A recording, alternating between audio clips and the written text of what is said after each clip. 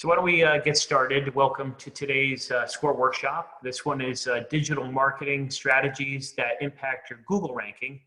My name is Jerry Smith. I'm SCORE mentor and the workshop team leader for the Piedmont chapter of SCORE. I'll be sort of the host today and monitoring the chat window throughout the webinar. If you have any questions, just go ahead and ask those within the chat window. We'll do the best to answer them on the fly as we're going. Also give a little bit of time at the end for some Q&A, but feel free to ask questions throughout. And we'll do our best to get those answered. For those that are not familiar with SCORE, we're a nonprofit organization, a resource partner for the SBA, and we're 100% volunteer-based. SCORE basically has two main areas of focus. The first is our one-on-one mentoring. That's what we're mostly known for. We provide basically mentoring by experienced business owners and executives to entrepreneurs or people that are currently in business as well as startups. Educational workshops is our other area of focus, and that's sort of what we're witnessing today with this event. And really the bottom line message is that SCORE is here to help local small business in any way we can. And if you'd like some more information about SCORE, just go ahead and check out our website at piedmont.score.org. From there, you can request a mentor, view other workshops that are on the listing. And there's a lot of other great resources there as well to take a look at on the website. So at this time, I'd like to introduce our presenter, Jay Ostendrop, and he's from RevLocal. His company's mission is to revolutionize the local marketing industry. And since 2010, RevLocal has led the transition towards what they're calling the local search marketing. And today they provide personalized digital marketing solutions to many thriving small businesses across the US. And I'm really looking forward to hear Jay's insights as to how to improve our Google ranking. So at this time, I'm going to turn it over to Jay. Thank you, Jerry. I appreciate it very much. And thank you to SCORE and what you guys do for small businesses. It's really incredible. We have a great relationship with SCORE, not only in this area, but around the country as well. And very much enjoy speaking and helping small businesses, like you said, small and medium-sized local businesses compete in the marketplace. No matter what you do, whether you have a brick and mortar store, a service area business, anything like that, we try to help those small and medium-sized local businesses compete in areas with lots of competition from much larger budgets and things like that. I will ask you to bear with me a little bit today.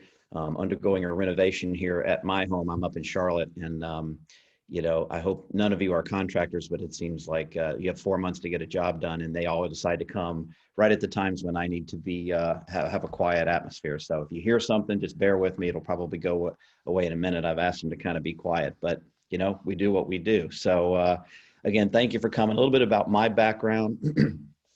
I have been in marketing for quite a while. I used to actually own my own small and medium-sized business marketing consulting company. Actually got niched very quickly into dentistry. And so for about 12 years, I worked with dentists and dental specialists all over the country, really helping them devise, implement tactical and strategic marketing plans to get more patients. I actually found RevLocal as a part of that business and helping my clients compete and get found more often on the digital side. And then fast forward to now I'm working with RevLocal in the Carolinas market and happy to work with small and medium-sized businesses here. But I come from that background, now just doing exclusively digital with not only dental, but all types of companies and small businesses around the area. But what we're going to talk today really is about 4 main strategies that will help you get found online. When we talk about digital marketing or online marketing, it's really a big kind of a complicated word, digital marketing. But what it comes down to is always being found, always being chosen, and always being easy to connect with. That's why your business needs to have a digital marketing plan. You always want to be found. You always want to be in the conversation when someone's looking for what you do, whether it's a service, whether it's a product. You want to be there. You want to have that demand created. then once you're there, you want to be chosen. So what does it take to stand out, to differentiate yourself, stand out from your competition and be the obvious choice or one of the obvious choices that people are going to reach out to learn more? And then once they decide that step, we're talking about the customer journey, you got to be easy to connect with online, which means you need to have a real consistent presence so that wherever someone's looking online, wherever someone is finding you online or even trying to research about you or validate you, the ability for them to connect with your business to either learn more, get a quote, talk, get more information, any of those type of things is kind of seamless and easy so that the process is really boiled down almost like a funnel in the consumer journey. And so there are really four main components to that journey from being found, being chosen, and being easy to work with online. And that's what we're going to go through today. So with that being said, really where it all starts, the first of those four strategies is local search. What is local search? Why does your business need it? It really is the foundation of what we do when we talk about getting found online. As most of you probably don't realize, but when we talk about local search, which is really this box in the middle of the anatomy of a search engine results page, or what they call an SERP. If you ever hear that term, a SERP, it just really stands for search engine results page. But that box right there, a lot of us probably think, I mean, how many of you probably think that box has been around for about 20 years? Well, actually that box didn't really exist until about 2011 in a different format. But the ability for Google to return localized search results didn't really come about until about 9 years ago. Google purchased Google Earth. They then had the ability to match geographic locations with keyword searches and return these results. And so now over the last 9 years, they've refined that process. It used to be where they'd give 20 different local results, and then it went down to 7, and then now it's actually down to 3, sometimes 4 if there's a paid result in there as well. But this is really what it all comes down to. I'm actually going to show you another results page. This is basically a typical search for HVAC repair near Wilmington, North Carolina. This is what you guys have always seen, right? But the anatomy of this page, just about whatever you're looking for on a local level, you're going to get the same sort of anatomy. You're going to get paid ads at the top. This is the pay to play area, right? This is where you got to have a budget. You want to have keywords. If there's a demand for your product or service or what you do, this is where you want to capture that. Now, in contractors and home services and some of those things, you actually have what's called local service ads up here in addition to Google ads. And I'll get to that after a while. But at the top, we're always going to have some type of a paid ad presence. This middle part, this box right here, is what Google calls the local 3-pack. I sometimes refer to it as the push pin map because you like to see a bunch of those push pins on there. And then 3 results that Google thinks are the most relevant to what you want to find. Everything under that box is what we call organic search engine results. These are going to be based on the content on your web page, some back-end coding, the links to your website. A lot of times we'll have aggregation type sites like Yelp, Angie's List, some of the Home Advisor, some of these that'll actually aggregate all of the results for what you're looking for and have you go there to find those results, okay? And then at the bottom, a lot of times we'll have some more paid ads as well. So this is typically the anatomy of what you're gonna find when you do this. What I wanna tell you is that I think the statistic now is up around 90% of the clicks that happen on a first page of a search, such as this one right here, are going to happen at the bottom of this box or above. And again, and that's whether I'm looking for patio furniture or a chiropractor or a CPA, anything like that, 90% of those clicks are going to happen somewhere from here up. Now, in different industries, people may have more or less of a tendency to click on paid ads, but generally speaking, we're capturing about 4 out of every 5 people or more inside of this box. That's how important it is to optimize yourself for those local searches. I'm going to tell you a little bit about how to do that because local search is where it all comes from. So Google, like I said, and when I talk about Google, I'm really talking about all the search engines, whether it's Yahoo, whether it's Bing, and then there's a bunch of other directories and search engines out there that do have some portion of the market share. When I say Google, it's kind of like saying Kleenex, right? I'm referring to search engines.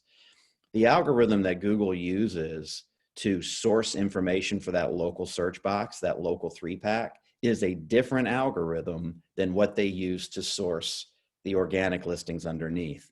And that's what's really, really changed over the last 9 years, is they've really refined the ability to say, okay, if I'm sitting right here on Marseilles Court in Charlotte and I'm looking for patio furniture this weekend, where are the 3 places that I want to go? It's going to assume in most cases that I want to find them that are close to me and have exactly what I'm looking for, as opposed to driving across town. Okay. So how does it do that? There's a number of different signals that drive that. And like I said, a lot of these signals are not actually in your actual website itself. Optimizing your website for local search is an important part of it, but it's only part of that game. There's a number of other things that affect that ranking. One of those is what's called citations. If any of you ever heard of what citations is, it's actually how what we call NAP, N-A-P, your name, address, and phone, and how they appear on, in some cases, hundreds of different online directories and search engines and depositories of business data. Google wants to look at all of that business data wherever it appears on the internet. And the more consistent that can be online, the more confident Google is that you are who you say you are, where you say you are. The way to get in touch with you is the same. Because the last thing that Google really wants to do is send me a search engine result for a patio furniture business and have me call that number, or worse yet, click on the driving directions and drive there and pull into Joe's Body Shop, because that's not what I was looking for. I lose my trust in Google. Google loses its trust in the business. So the whole algorithm, the whole signals are set up to boost the confidence level of Google. So the more you can boost the confidence level of Google, the more likely Google is to say, you should try this person. Okay. Then the last thing I'll say is just as an analogy, it would be like if I said to you, hey, this was a great seminar. I'm leaving your place right now. I'm looking for pizza for lunch. Where's the best place that I should go? Well, you know everything about one pizza place, the name, where to park, what the best pizza is, to get on the menu. You can tell me exactly how to get there. Another one, is called, Pizza Palace, and it's about a mile further down on the left. And then, there's one about 1.5 miles down on the right, but you don't really know what the name is. Obviously, the point is the one you're going to recommend to me is the one that, everything about, the experience that I'm going to have, that when I leave your place, I'm going to get there with no problem. That's what Google's looking to do in local search. Sorry, I'm going to turn off my video here so I'm not distracted by my own face. So how do we do that? Okay, here we get into implementing these strategies. The first thing you want to do is just search for your own business online. Okay, just like I did over here, I've got a Christopher's Heating and Air. This is down in Simpsonville, South Carolina, where some of you actually are. If I search for Christopher's Heating and Air in Simpsonville, South Carolina, I'm going to get the Google My Business listing. Talk about that in a minute. But what I'm going to get over here on the side is all the organic listings that are specific to Christopher's Heating and Air. This is the first place that you want to start, okay? You want to make sure right here, first and foremost, where you're listed in your Google My Business listing, that this name and address is consistent with the format that the U.S. Postal Service uses to deliver mail to that address, okay? If you're a service area business and you don't have an address, you want to make sure that whatever address you have on your Google My Business listing that's not listed is consistent with the U.S. Postal Service's format, okay? Once you figure out what that is, and really you just can go to the post office's website and enter that, and they'll give you what that correct format should be, okay? And what I mean really is sometimes there's a suite number, sometimes there's a, something with the zip code might be right near a zip code border, and sometimes you're appearing as one thing and sometimes you're appearing as the other. Default to what the U.S. Postal Service says, because that's what's going to drive the map. Whether it's Google Maps, Apple Maps, MapQuest, any of the other ways, any of the other map functions are all going to default to what the U.S. Postal Service's correct address is. But like I said, you want to go ahead and search yourself out here, and you want to take these initial, you want to take these initial listings that are out here, the ones that'll come up. For example, on Christopher's Heating and Air, we have Better Business Bureau. That's a major one. We have their Facebook listing. We have the MapQuest listing right here. We have the Yellow Pages listing down here. These are some you've heard of, but then if we go even further down, here's one called silex.us.com. This is actually a local search directory. If I click on that listing right there, it's going to pull up Christopher's Heating and Air's Silex listing. And this is why it's important to kind of go through where these go. Don't just stop with Facebook and MapQuest. Make sure that wherever you're listed, you can actually go on and you can claim this listing. You can tell it. See right here, it says owner verified. If you've got a listing out there on these directories and it's not verified by you or a marketing company that you're working with, will do all of this for you as well. You can actually go and you can claim this business with Silex. They'll send you a confirmation to make sure you are who you say you are, and then you have access to this. Once you make sure that the main things are correct and consistent with what you've told Google, address, name, phone number, you actually have the ability on all of these directories, the ones you've heard of and the ones that you haven't, to build out a description. So look at what Christopher's has done. They've got a pretty large profile here. You want to make these real keyword specific. If you really get into the nitty gritty of what they've done here, they've got words like AC installation and repair, furnace installation, 24-hour emergency service. These are all potential things that people are searching for out there. And the key thing about this is it's kind of like the 6 degrees of separation, or the 6 degrees of Kevin Bacon, or whatever that game is. This is a directory that Google specifically relies on and trusts. So the more accurate and the more built out this profile is with keywords, the more you're educating Google of what you do. We've even got keywords down here. Okay. Yes. We got a question from Lori back on the address, I think itself. For those that are working from home, any concerns, or how do we handle addresses in those situations? Yes. So when you set up your Google My Business profile, and I'm going to get to that just next. If you're a service area business without a brick and mortar store, but you're delivering those products or services, whatever you do, you're doing it from a home base. You want to use that as your Google address, but then when you set up that listing, you can actually hide the address on the public listing. So I'll go through that in 1 second, but that's the way to handle that.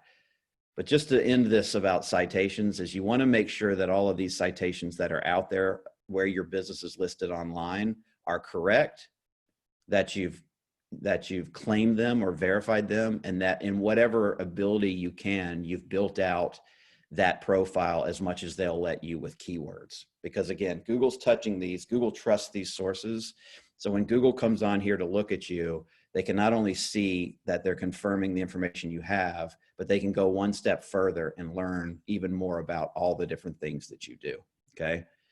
And to go back to the search that we did, you can even come down here and go to page 2 of your own search and get more. There's the Home Advisor. There's the MapQuest again. Here's the LinkedIn profile. There's Silex again. Here's one called Manta. This is also a directory. So look at all these that you might have somewhere out there and make sure that you're doing that. Because like I said, it's very, very difficult. It's a very complicated process. I'm going to touch on a bit of all of these over here, but this is that local search ecosystem that all talks to each other. Do the ones that are listed, but then also think of anything that's specific to your industry that might be a directory. For example, in real estate, realtor.com, or Zillow, restaurants with Open Table, DoorDash, any of those places. Contractors with Angie's List or Home Advisor, restaurants and hotels and things, you want to be listed correctly on TripAdvisor. But then look for all the ones that you don't know as well. Again, optimize, add photos, categories, any of those types of things that are relevant to what you do, because that's where Google's learning about you, even in many cases more so than the content that's actually on your website itself. Okay. Now we'll talk about the Google My Business, because this is where it really all starts. I think there was one survey that was done about 2 years ago where they asked a bunch of marketing people if the Google My Business listing had become as important or more important than the actual homepage on your website. About 66% of those people said that they felt like it was. If you think about it, this is your first line of marketing. If I go here and do this search, like I showed you for HVAC repair in Wilmington, if I come down here and say, okay, well, Google's given me these 3 options, which one should I look at? And then I click here on Wilmington Heating and Air. The first thing I'm going to get is Wilmington Heating and Air's Google My Business listing right here in the middle. So this is the first chance that that Wilmington Heating and Air has to market to me. So this is where we want to make sure that everything is buttoned up. Okay. You want to first and foremost make sure that you claim it.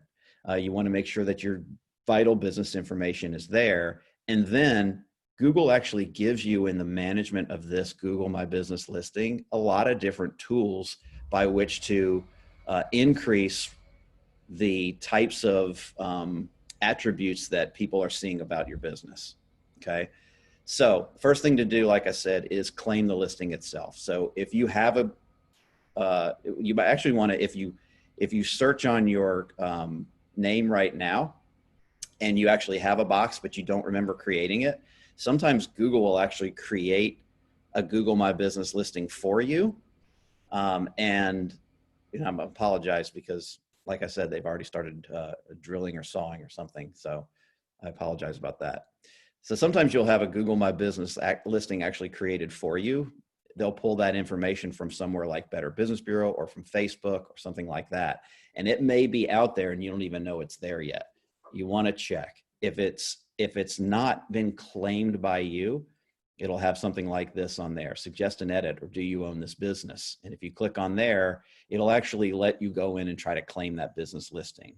Here's the scary part about that, is that if there's a lot of businesses out there that have listings that aren't claimed, and anybody could go on there and claim that business and start to publish the information about that. Google also, especially now since COVID started, even if you own a business, people can suggest an edit, whether it's to the hours or things like that. I'll get to that in a second. But anyway, the first thing you want to do is claim it.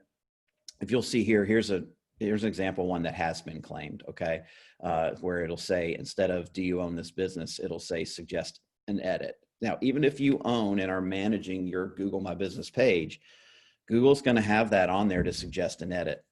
So if I go in and I say, no, this restaurant is not open on Thursdays before 2 p.m., I can go in there and suggest that edit to Google. If that business is claimed, that edit suggestion is really going to come down to whether or not the owner wants to approve that or not. But if the business listing isn't claimed yet, Google's going to say, okay, well, this user says they're closed on Thursdays. And then all of a sudden the hours are going to say they're closed on Thursdays, even though you may very well be open. So again, just kind of coming back to the fact that if your hours are out there on your Google My Business listing, you want to make sure that they're actually consistent or that they're correct. Oops, let me go back here. So in other words, right here on Christopher's Heating and Air one, if you click on the hours, it's going to give you these hours listed. If they change their hours and they're all of a sudden going to be closed on Friday, you need to update that Google My Business listing, because again, the last thing you want your customers doing is going, okay, they're open on Fridays, I'm going to drive over there, and then you get there and they're done. COVID has kind of refocused the focus on having correct business information, because so many places kind of closed, changed their hours, had limited hours, things like that.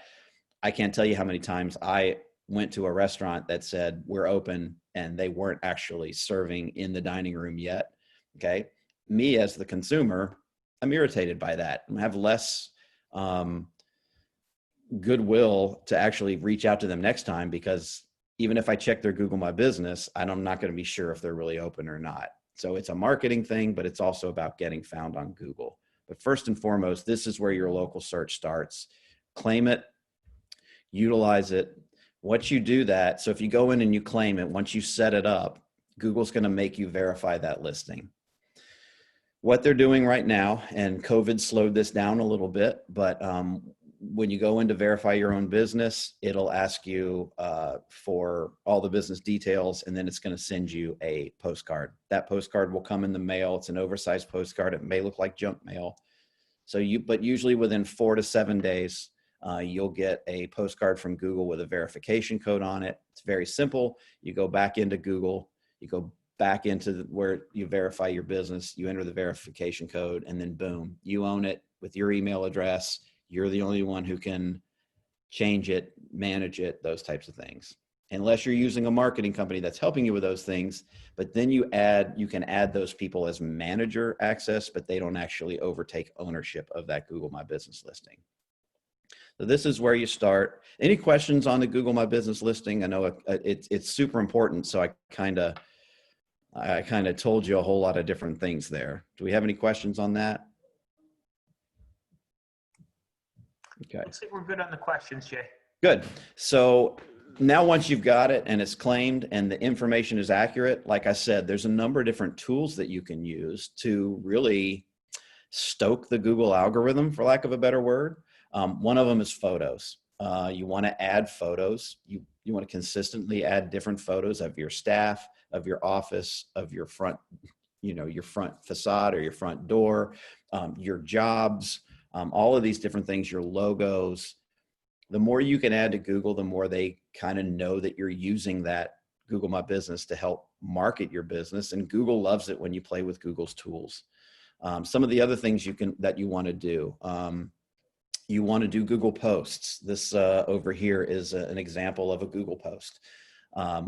We suggest doing them about once or twice a month. You don't have to overdo them. You don't have to do a Google post every day like a Facebook account or anything like that. Of course, we don't even really suggest posting on Facebook every day, depending on the type of business you are. But what these do is a couple of different things. If you have a business where you run promotions, they can help market those promotions right on.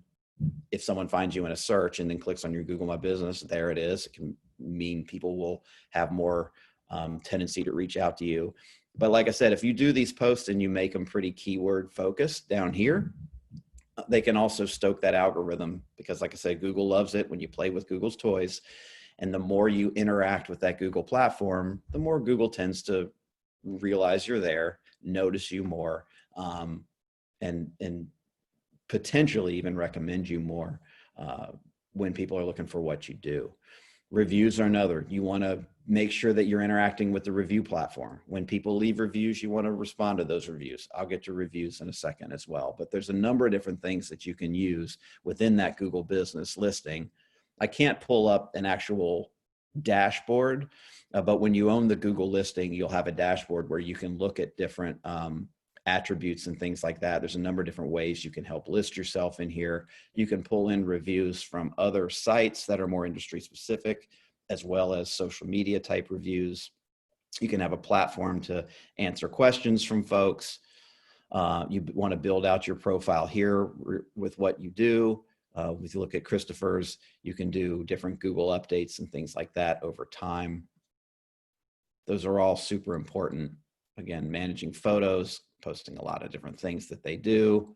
Some of these are more visually appealing than others, but Google is constantly taking notice of what you're doing to market yourself through that Google My Business listing.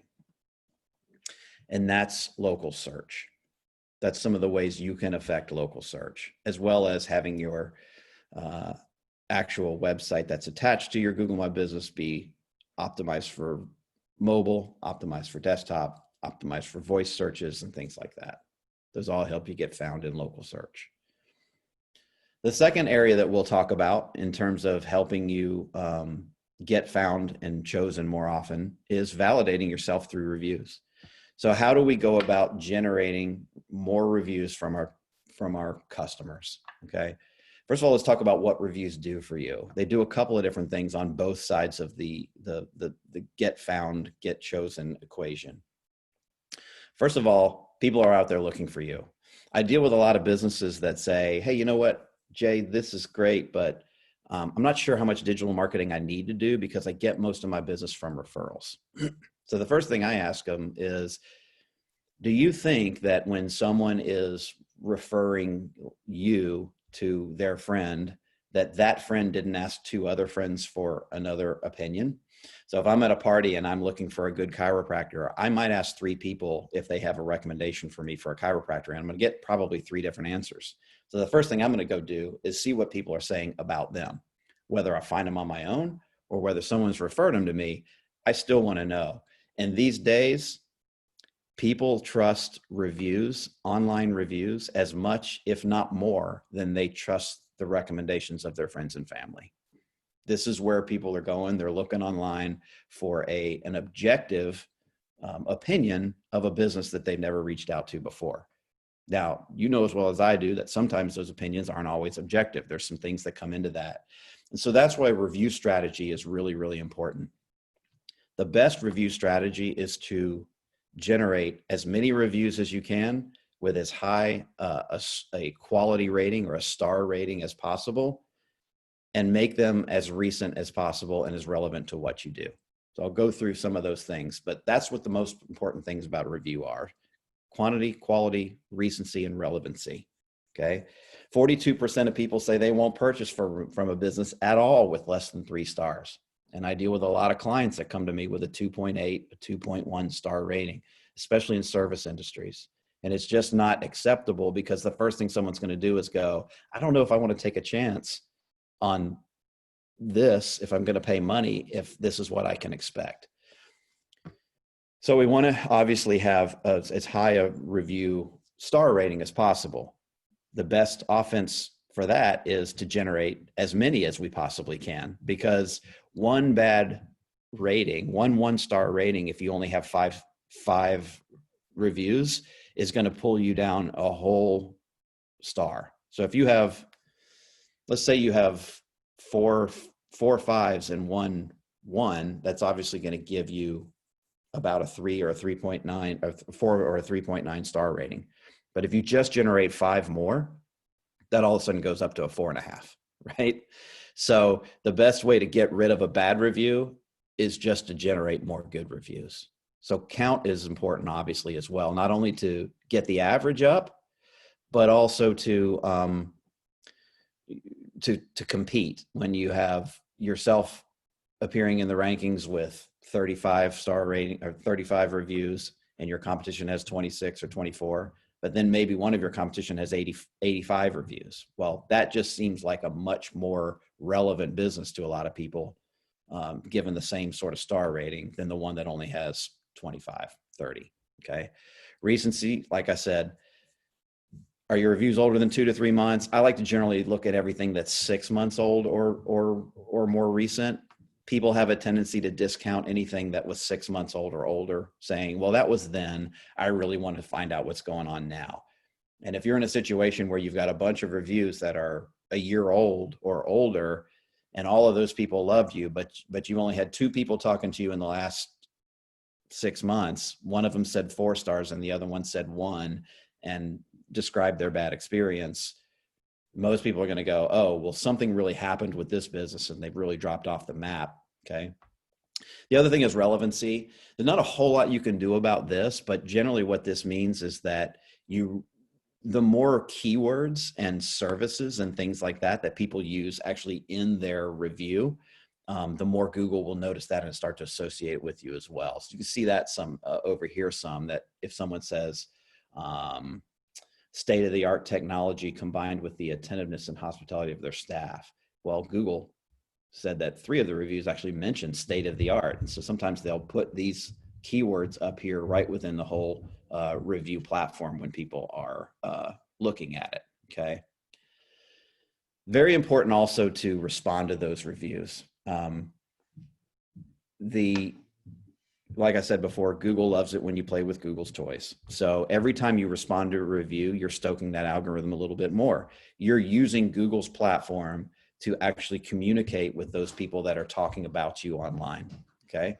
So it's very, very important that you do this. It's very important that you have a plan to manage these, to market these and to go forward. So a plan would be take note of what your review and count is, to what your star rating is. You want to see if you've got folks that are saying keywords. Don't be afraid to ask your customers for reviews. There are many platforms out there that you can use. 90% of reviews that are online are there because someone asked, not because someone went out of the goodness of their heart and said, oh, I want to go do this. That happens a lot of times with hotels and restaurants and places that are very, very service oriented, but lack of service oriented services and products. Most of the people will leave that if they're given a way to do that only takes them a second to do. Okay. But you can help this process by collecting customer data, email addresses, also mobile phone. You can send text messages that make it easy for them to do that with a direct link to your Google. I like to drive reviews to Google and Facebook, to be honest. I know in many industries, specifically realty and some of these, it's important, contractors, to have them on industry-specific type sites. I like to say I love to fish where the fish are. So I love to drive my clients' reviews to Google and Facebook because these days that's typically where most people are out there doing that differentiation research. And finally, whether it's good or bad, follow-up is super important. You want to be responding to these. You don't have to get into it with folks deeply. We see a lot of clients that are writing, 2 paragraphs of a response even to good reviews. That's great sometimes, but as business owners, we got a lot of things going on. But just a simple thank you so much goes a long way. One word about how to respond to a negative review. It's my advice as a consultant and as a digital marketing consultant to not ever get too personal. It's very, very easy as business owners to look at a bad review that we think is unfair and want to say things like, I don't even have you on record as a patient, or we actually felt like we did everything we could and your rude response prompted this or that. I see a lot of that as well. And I know that's very easy to do. What I recommend is just saying, we're sorry to hear this. Could you please call us so that we can discuss it? Something like that. That way, people who are looking at it think, okay, well, they knew. Think about what you would think if you went online and saw an argument playing out right in front of you on a review platform. It doesn't, even if you know the business is right, it really doesn't want to make you reach out to them, because if you have a bad experience, what's that going to go like for you? Okay. But it does help to see that they want to know more about what happened and how they can make it right. Okay. So we get asked a lot, how many reviews should I have? Very simple. Just see what's out there, see what your competition is doing, whether they have recent reviews, show you how to find that out. If I go to Christopher's Heating and Air and I click on their reviews, it's just going to pull them up one by one. And I can sort them out here by newest and see, actually they got one a minute ago from Sandy. So we can see where these reviews, when they came in, and what they look like. Okay, so audit your competition, know what your competition's doing. Again, don't forget the other platforms. Yelp is not as relevant out here on the East Coast as it is on the West Coast, but specifically Facebook, and then any industry-specific platforms as well. Okay. Hey Jay, we got a question from Jennifer. Sure. It's on the reviews, and she says, if your business requires confidentiality and you cannot request your clients to review you, are there any other ways in which you can make your business look reputable and attractive online? Well, kind of a complicated question. Yes, I'm sure there are. And there are also other platforms by which you can spotlight reviews that hide, any identifying information such as a name or things like that. I know that happens a lot in medical. When you leave a review for a dentist or a medical practice, a doctor, anything like that, there's some HIPAA guidelines that are involved in that as well. If you have a patient, customer that leaves you a review, they take it upon themselves whether or not they want to leave their personal information, such as an identifying name. What I would say is for you to stay compliant, you can't respond with anything that includes their name or anything specific about what they did. So like I said, I work a lot in dentistry. I mean, probably 60% of my clients right now are in the dental field. And when we respond to reviews for them, as when our company takes that over from them, we just say something, thank you for the great review, or we're sorry to hear this. Could you please call us? It never mentions a name. It doesn't mention a specific procedure or anything like that that they had. If the patient chooses to leave that on their own, they've basically opted into that because it's a public review site. I don't know if that answered your question or not, but I would just make sure that you stay aware of what those guidelines are within your specific industry and that you are adhering to those yourself, because you can't always control what the customer or the patient, or whoever that is going to say. So again, there's some industry specific sites like we talked about. Depending on your industry, make sure you know those as well. Third strategy was talk about paid ads. And this is where we start to get a little bit more complicated. The strategies that we've talked about so far are what we call kind of the crock pot of digital marketing. Those are fundamental strategies that you want to have in place to start to really own the market that you play in, own your local market over time. Google doesn't turn on a dime with anything. It's not like you're going to create a Google My Business page, ask 4 of your customers for reviews, and then 2 days later, Google's going to say, great, now you're in the local 3-pack. That confidence, all of those building those citations, Google reading those citations and reading about you, indexing you online, happens over time. That confidence level goes up over time. But paid ads is where you can move the needle much quicker. Okay. So now we're talking about a little bit different strategy when it comes to budget and timing and things like that. But the great thing about paid ads is there's a number of different ways that you can utilize them. Everything from meeting demand for a product that already exists, or demand already exists for your product or service, to branding your company so that you become top of mind when people do need you, and other, social media paid ad strategies where you can do both of those. You can create the demand for what you do, as well as have a vehicle to meet that demand when it's there. So I'll talk about a little bit of those things.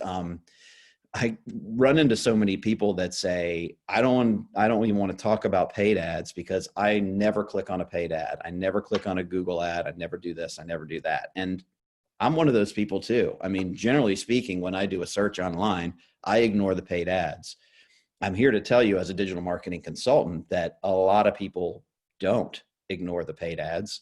A lot of people don't know the difference between a paid ad and an organic listing. You see right here, 46% of people can't identify paid ads in search engine results. And the reason they can't is they just don't care. I mean, it's Google results for what they're looking for, and they'll click on it.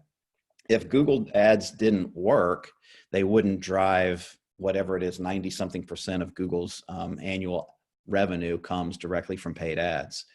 Some industries, those ads, those pay-per-click ads will cost a lot of money per click. And the reason is because they generate a lot of revenue, but there's rules behind it, right? And typically speaking, when we talk about different types of things, there's minimum budgets you really want to even consider, because the last thing you want to do, whether you're doing branding or whether you're doing pay-per-click or whether you're doing social media ads, is dip your toe in and see what a few dollars can do. Because you'll end up being frustrated after 3 months because you kept dipping your toe in, but you never really got wet enough to feel it. Okay. So I'll talk about some of those things and the different ways that you can utilize paid ads online, and then the expectations that you can have from each of those. But 41% of clicks, just to go through a couple of these, 41% of clicks in search engine results go to the top 3 paid ads. Okay. So that's the ads that are up there before. Remember, we saw this search right here for HVAC repair. So 41% are going to go to these top 3 up here. And this is Google guaranteed. We'll go through that in just a second, or what they call local service ads. But another thing that search ads do that you're not even really paying for, when we talk about Google ads specifically, is they build brand awareness. So when I did this search here, even if I don't click on Butler's HVAC or Wilmington Air or O'Brien, even if I just sort of go, no, I don't click on paid ads. I never click on paid ads. Well, these three just stuck in my brain because I read that these are three of my options that I can do. And oftentimes, if one of these, like Wilmington Air, is here and here, well, now I've seen them twice. That's what I call a monopoly board strategy, right? The more space I can own on this monopoly board, the more chances someone's going to land on me and choose me. Okay. So again, a number of different strategies, but sometimes people don't, or they underestimate what the branding effect is, meaning recall, top of mind awareness, just by having paid ads on there that aren't even clicked on. But best practices whenever you're doing paid ads is probably to use landing pages, okay? A lot of businesses will do a paid ad and then drive it straight to their website. There's a few problems with that. Mostly it's tracking. So a lot of times companies that do paid ad campaigns and then just link the traffic right to their website, they have a difficult time tracking what the actual return on investment of that investment is. And the second thing is that the call to action gets lost. So if someone is intrigued by what they see in the ad and then they click onto the website, there's just a whole lot of things to do on the website and a whole lot of places to go or multiple calls to action and some of these things.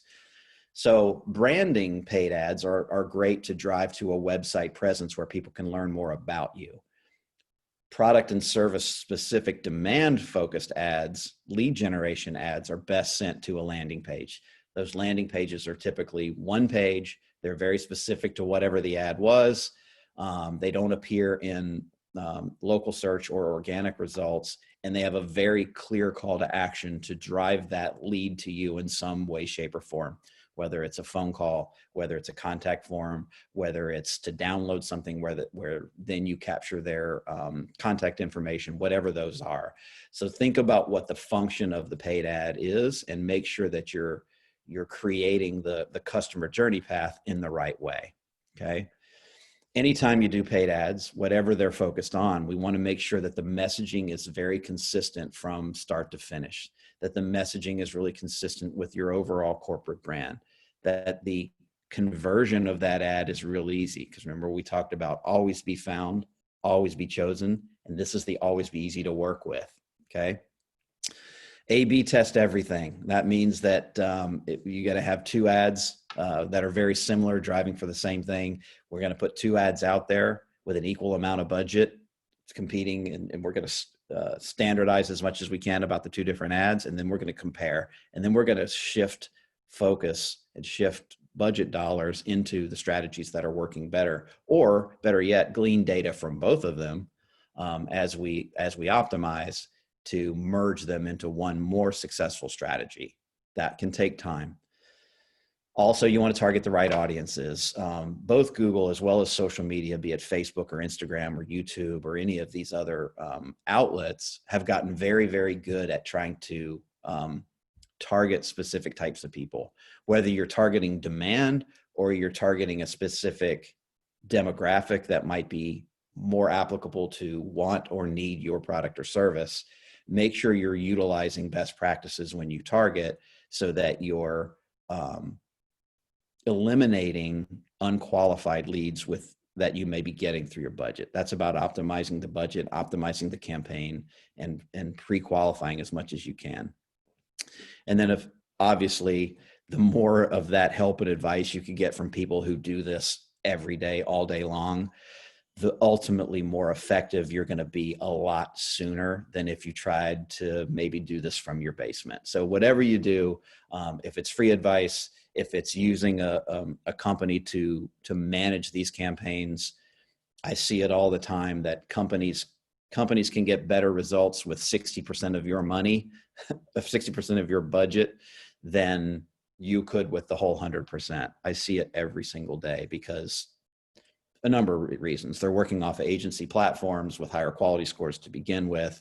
The ads get trusted a lot sooner by Google or Bing or Facebook than they would if you were trying to build something up from scratch. So don't be afraid to reach out to some experts to get help with this. So let's talk about the different types that we have, okay, really quickly. We'll talk about Google search ads.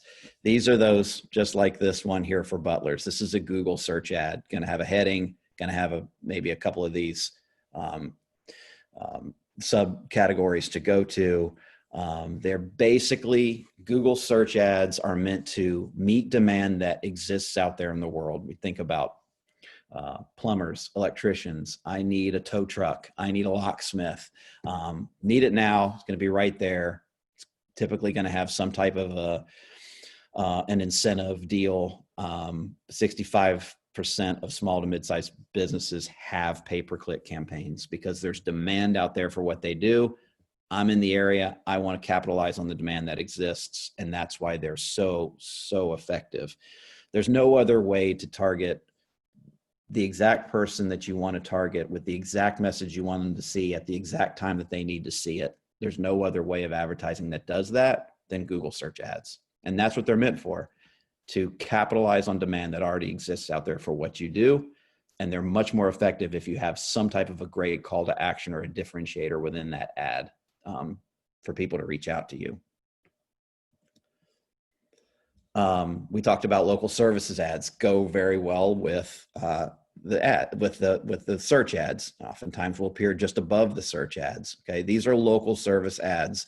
It's a bit more complex than doing this. So anybody can basically get on there, get your Google Ads account, and start doing Google search ads. But local services ads take a process of getting verified or Google guaranteed from Google. And so there's a process you got to go to where they'll vet out you as a specific business. You have to have a certain quality of reviews. So if you have a 1.9 star rating and 3 reviews, you're probably not going to get Google guaranteed, at least not initially. You can start that process, but there's going to be a number of things and hoops that you need to jump through to do this. But if you've got a great reputation, it's a great way to get validated on your Google ads and be able to stand out from some of the competition that might be either in local search or or that are just doing Google search ads. Again, the audience this is typically right now it's contractors, it's technicians, it's service companies and things like that. Like I said, pest control, roofing, auto repair, plumbers, HVAC, those types of contractors and things like that are the ones right now that are eligible for local service ads. Like I said, there'll be 3 options above the pay-per-click. The difference between that is that you pay per lead and not per click. So again, when you click on one of these, it opens up to a page that Google's created. I'm not going to show you that just because if I do, then one of these people will have to actually no, they won't, because it's pay per lead.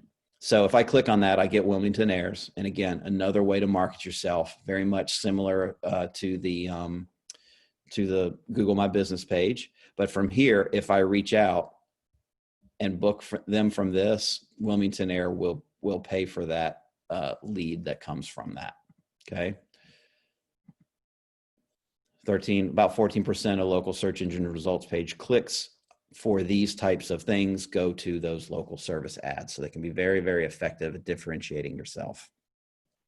Then we got social media ads. Okay, so social media ads are really, really fascinating because there's a number of different things you can do with them. We're talking about Facebook, Instagram, LinkedIn, YouTube. Oftentimes, you want to choose that platform, again, based on your goals, based on the age of your target market. Typically, YouTube ads, depending on what your marketing is going to be, not sort of the same market as LinkedIn. LinkedIn may be very much business to business focused, where you want to attract B2B clients and things like that from specific industries.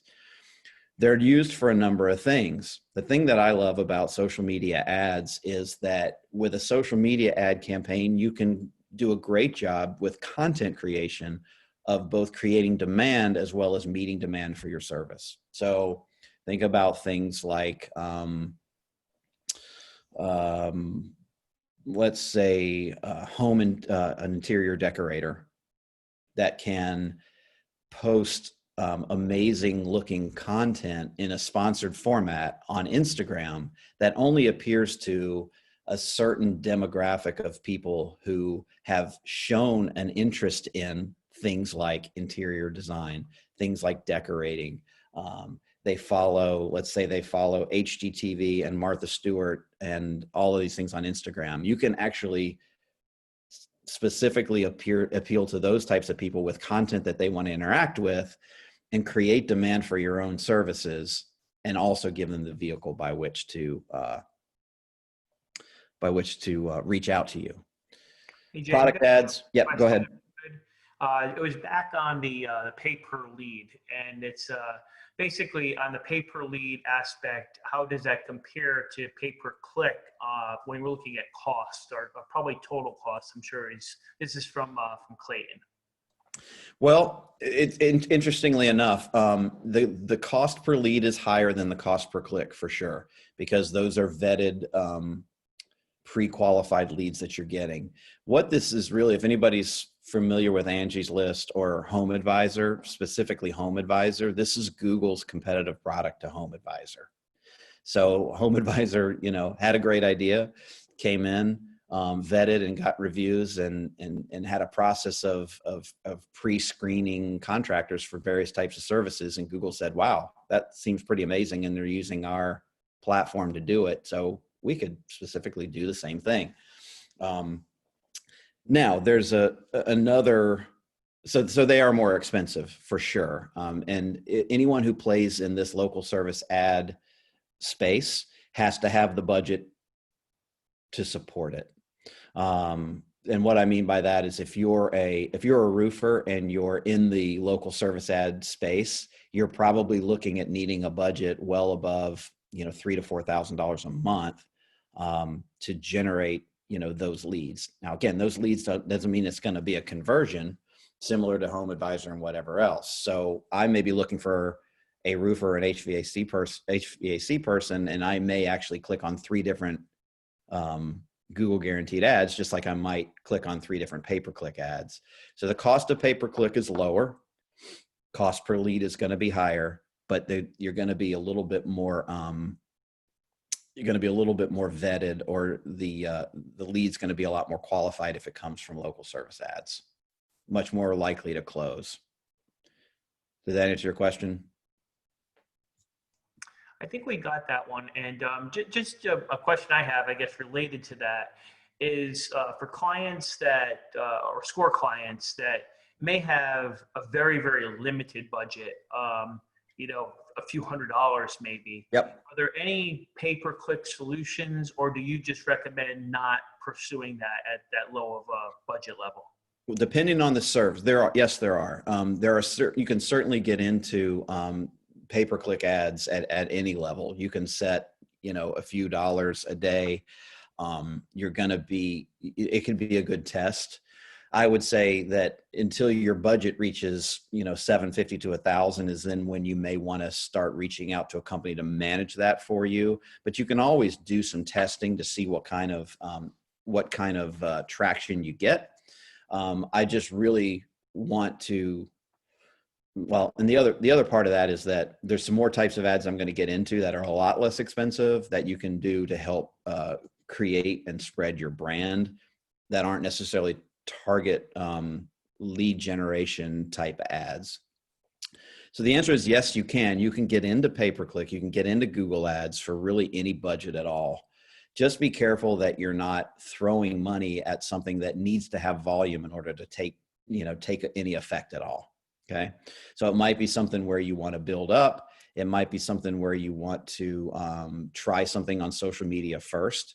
I get that a lot actually through boosted posts and things like that. I'm going to get into those in a second as well. So there might be some here that I'm going to talk about in the next few minutes that might be more applicable to that situation. So product ads, just to go real quick, if you've got a specific product, you need to get it on Amazon, Google, Facebook, or things like that. They're very focused on demand that's already out there, keywords within that product itself. Very popular, again, on Facebook and Amazon, that people are researching products and options and things like that, that kind of speaks for itself. But if you got a specific product, whether it's clothing or in electronics or something like that, product focused ads are a good way to get that brand out as well. Now, this is where we get into, then display ads are more for branding, okay? And this is where we get into some of the less expensive options to get your brand out there in front of people. And they can drive leads, but they're not lead generation strategies per se. At RevLocal, we call these as brand expander ads. But really what they are is they're just banner ads or display ads where you utilize what's called the Google Display Network. There are over 2 million websites in the Google Display Network, okay?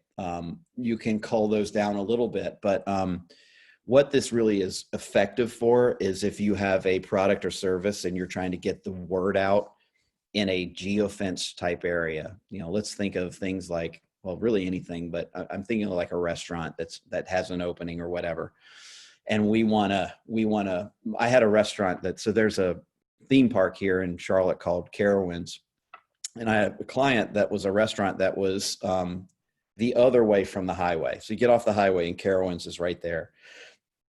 Well, about a half a mile the other way from the highway was this restaurant that was a client of mine. And he said, every evening in the summer, these thousands of cars are letting out of Carowinds, but they're all going left to the highway instead of coming right around the bend. And I'm right here and I want to capture that traffic. So we devised a strategy where we could utilize the Google Display Network to appear in that geofenced area with ads about his restaurant so that someone could pull up something like weather.com or ESPN.com or something like that. And there would be a banner ad there with his restaurant saying, Friday night special, 2 for 1, whatever.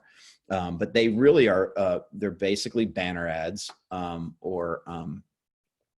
they can be online on desktop or mobile. But they appear in really the margins. They're a good way to brand and get top of mind awareness, but you can get thousands and thousands of impressions for very little money. Like with RevLocal, like $100 will get you 10,000 plus impressions every month on the Google Display Network. You can also utilize social media to do some of these things as well. Let me show you a couple of examples that I've pulled up. This is, it also includes retargeting. I'll talk about retargeting in a second, but you can see here, this is the New York Times. And I think this was at some point, this was back in May. I pulled up the New York Times. I got actually a RevLocal banner ad on the top of my New York Times article. And we was talking about, everybody's starting to work from home. And I was reading this article. Well, there was my company sitting right there. The reason I got that is because I'm on RevLocal's site. So that's retargeting, but I'll talk about that in a second. That's a retargeting strategy. But that's one example. You can see other examples right here, a little RevLocal banner ad on the side here where in a CNN article about Donald Trump. Here's a site that I go to a lot. It's called Tar Heel Times. I went to the University of North Carolina. So this is just an aggregate site that talks about sports. Well, there's my company right there as well. Even in mobile, this was this morning. I pulled up the weather app. This is the weather.com app. Well, Target had a little ad right there. And you can see that these are the Google Display Network, because if you see on your screen right here, this little arrow, it's right there. It's right here in the RevLocal ad. That means that's a Google ad. So it's geofenced me for whatever reason and showing me this Target ad. Let's see, here's another one from CNN.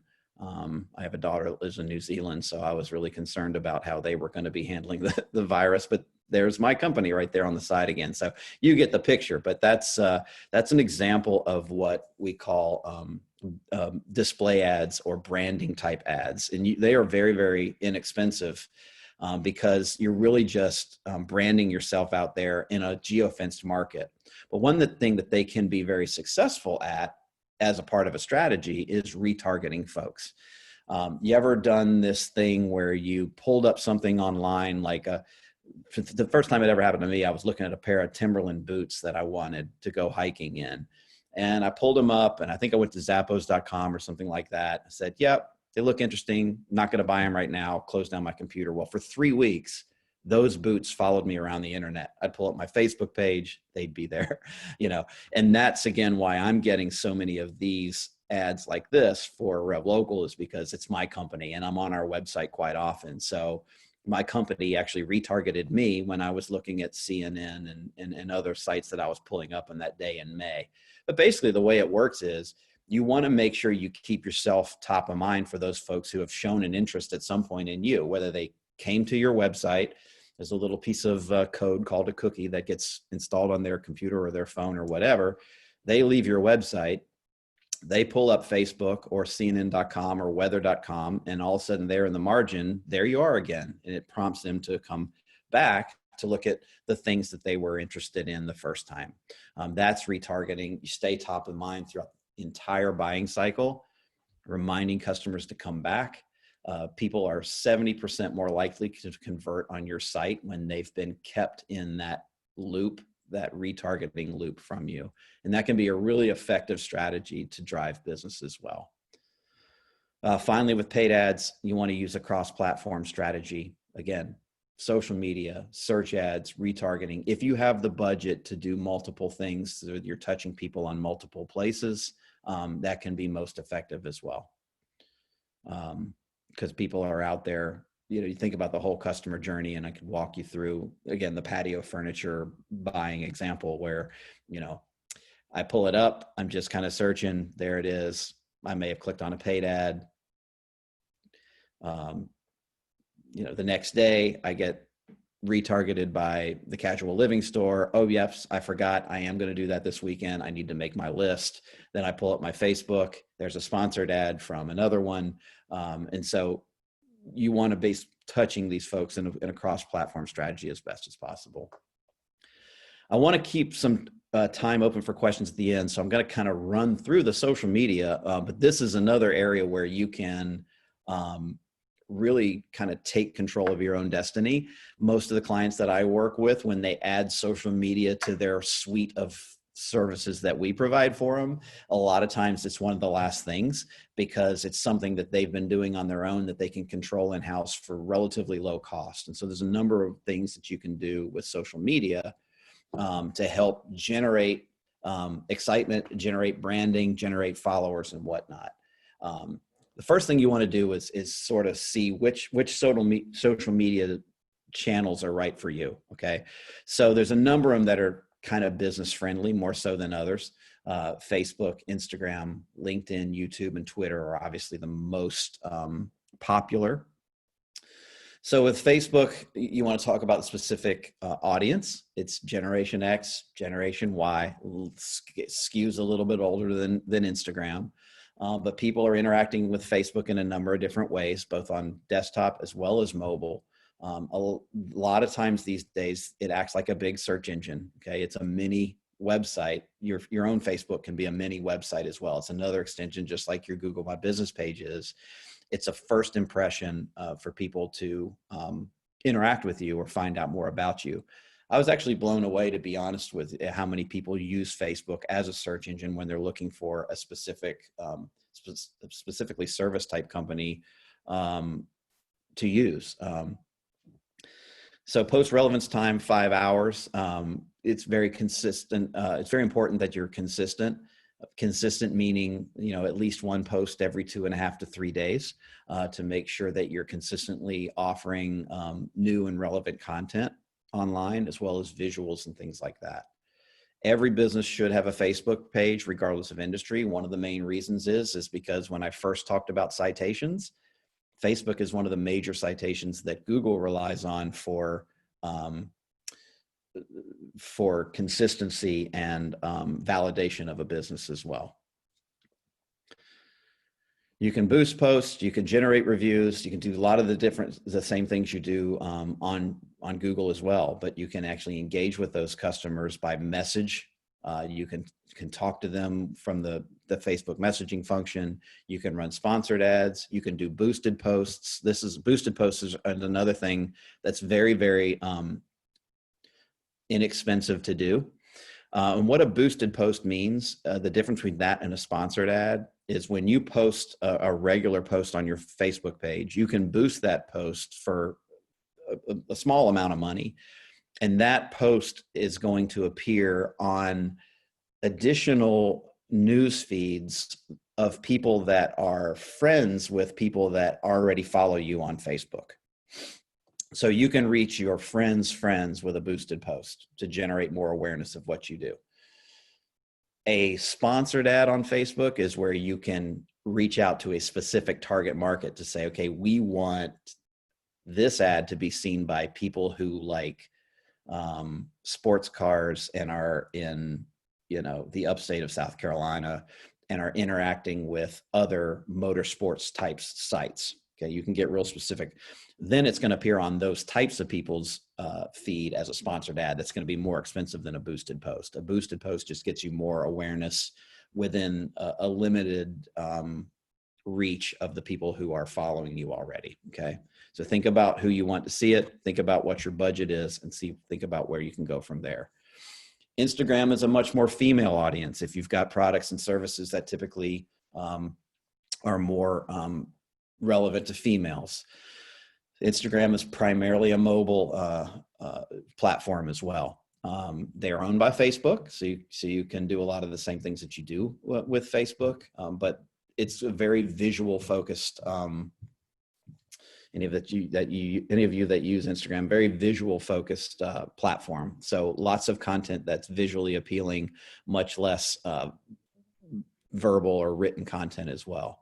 But the posts have much more relevancy, so they last a lot longer in terms of when people are seeing them and are interacting them. But you want to be consistent on there again and post as often as possible, once a day. They received 12.6 more engagement on average by using hashtags. So a lot of people are searching hashtag HVAC repair or hashtag Charlotte boutique, right? For a female audience, if you've got a product like that, you would want to use relevant hashtags to boost how many people would be seeing that when they search for those specific types of things. Again, you can raise brand awareness. You can build relationships when people see the content. That's great. Very easy to be followed and to keep up with people by posting that content. Travel, fashion, beauty, food, home, interior design, dress boutiques, those types of things. Like I said, very relevant marketing for Instagram. I have actually a modern lighting store here in Charlotte that uses Instagram quite a bit in the interior design space just to sell their products. On LinkedIn, very business to business. It's a professional audience. Mobile usage is very much climbing in LinkedIn right now. It's obviously the largest networking site for professional use. There's another one called Alignable that's picking up a lot of steam as well, that you can do a lot of the same things that you do on LinkedIn, but very similar to Instagram. The relevance time of those is about 24 hours. You want to plan out your content. But if you have a B2B business, you can also do sponsored ads, just like we talked about with Facebook. You can recruit folks for open positions and careers at your company. You can keep people informed, promote the things that you do. Best industries, financial, lawyers, agencies, business to business type opportunities and businesses as well. YouTube is another one, very young audience, obviously 15 to 25 years old, very content focused. 70% of YouTube is being accessed on mobile devices. It's the second ranked social platform worldwide behind Facebook, believe it or not. 5 billion videos launched a day, but the post relevancy lasts a long time. But the content's got to be very, very engaging. So if you've got how-tos, if you've got vlogs, or which are video blogs, basically anything that's comedy, product reviews, how-to videos, those types of things are all get much more traction on YouTube and can be very easily branded with your company as well. So you want to share the videos with personal stories, how to and do it yourself. But you ensure that when people make comments on those or ask questions to those videos, that you're engaging with them as well. Again, some of the best industries here would be fashion industry, food, travel, interior design, health and wellness, those types of things where people are looking for how-to type videos and that type of content. Finally, Twitter is a very short attention span. People are getting a lot of news these days out of Twitter. The audience is a bit more younger than Generation YX, older than the YouTube generation, but very, very mobile platform as well. Used for international news, gossip, product updates, and that kind of thing. So Twitter is not as relevant, I don't think, as a paid ad strategy as some of the others that we do, at least not one that we would start with unless it was specifically right for that type of business. But it's one to consider nonetheless. Again, it's going to be about honesty and engaging with customers in a almost a conversational style on Twitter. So again, best industries would be music, entertainment, politics, those types of things. So just to wrap some of these things up, the key takeaways from today, we go back to local search. Make sure that the information that's out there about you is audited and it's correct. Make sure that wherever you're being found online on these directories that you're going in and trying to claim them and verify them as the owner. And make sure that they're correct and you're building out those profiles. Use whatever means you can to generate reviews. Drive those reviews to Google and Facebook and any major industry-related sites as well. If you're a realtor, Zillow or Realtor.com and those kind of things. You can expand your reach. That's the crock pot. You can then get into the microwave with a bit more budget and expand that reach with paid ads. With paid ads, you can do a number of things from branding yourself and geofencing yourself to meeting demand that already exists out there to a number of different strategies or a combination of all of those. Make sure that you know who your target audience is and use the appropriate platforms to reach them. Make sure that your brand profile, your tone, the theme of your business is clear and consistent in everything you do. And then use social media to schedule your posts out and share that content and define your brand even further with those people who do know you, as well as those who may come across you in a search by using social media. A number of different things. I would encourage you all to, again, I'm Jay Austin Darp. I work with Rev Local. I'm not too far away from you, but we have local representation in the upstate of South Carolina and all over both Carolinas, as well as the whole country. But you can subscribe to our blog at Rev Local. We have a Facebook page. We'll do a number of things specifically geared around the 4 things that we talked about today, which are the most important ways to always be found, always be chosen, and always be easy to work with. I would also encourage you that if any of you are members of additional organizations, professional groups, those types of things that need a speaker or a presenter for any continuing ed or study clubs or things that you do, we'd love to help you out. I can do it. We have 25 other reps in the 2 Carolinas combined, so we're always willing and able to help out with anything that you guys need. So I'll open it up there for questions if anybody's got any more for me. All right, Jay, we'll give a few minutes here on the Q&A. Everybody, I'm also going to launch a quick poll. It should take maybe 30 seconds. If about 10 questions here, all multiple choice. If those that are on could just give us a minute just to give a little bit of feedback. It does help us in terms of improving the workshops as we go forward, and we just love to hear your overall response. So we've got, okay, we do have a question here, Jay, about TikTok. Yep, love TikTok.